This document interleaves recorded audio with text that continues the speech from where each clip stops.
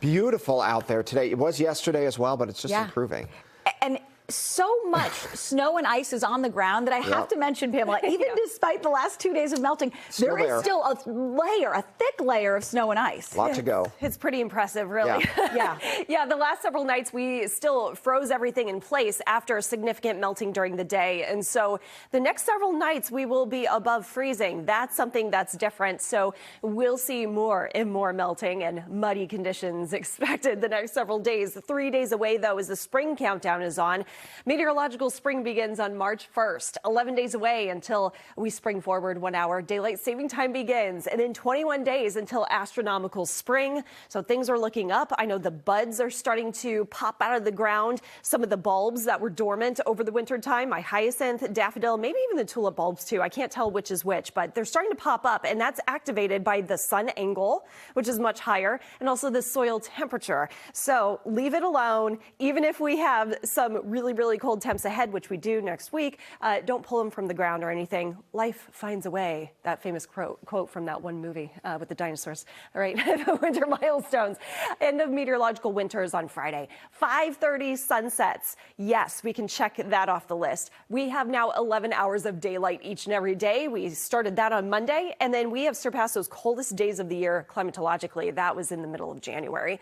The mild stretch is on. We're 53 degrees yesterday in Boston, 50 degrees today, and then 52 for Thursday. So another great day ahead with plenty of sunshine compared to yesterday. A bit more of a wind, though, from the west, and that will help to keep us in the low to mid 50s with that downsloping wind. Lows tonight back in the 30s, but cold enough to support a wintry mix and eventually flipping over to rain as then we transition to highs in the 50s. But tomorrow won't be as good of a day as like today or yesterday to enjoy some of the warmth since we have the rain off and on throughout the day.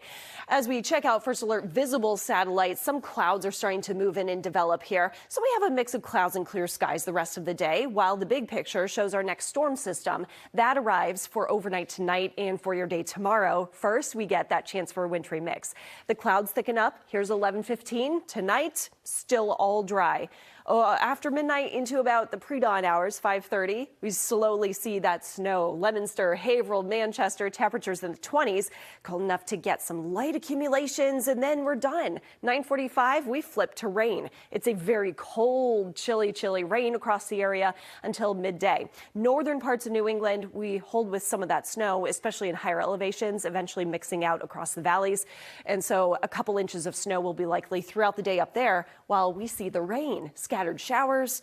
Temperatures surge into the 40s and 50s, but tomorrow morning is where we get any snow from this particular system. Less than an inch expected across the Merrimack Valley, 1 to 3 in ski country, but Haverhill, Portsmouth, Leominster, less than an inch, and a lot of that getting washed away with this rain on top of it. Anywhere from 1/10 of an inch to 1/4 of an inch. So it's not a huge issue with the rain. It's not going to cause additional flooding.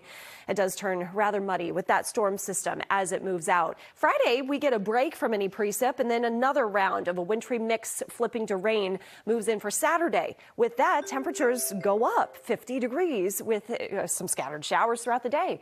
And then we crash down to the 30s. Temperatures go back to winter briefly Sunday, Monday, back to spring next week.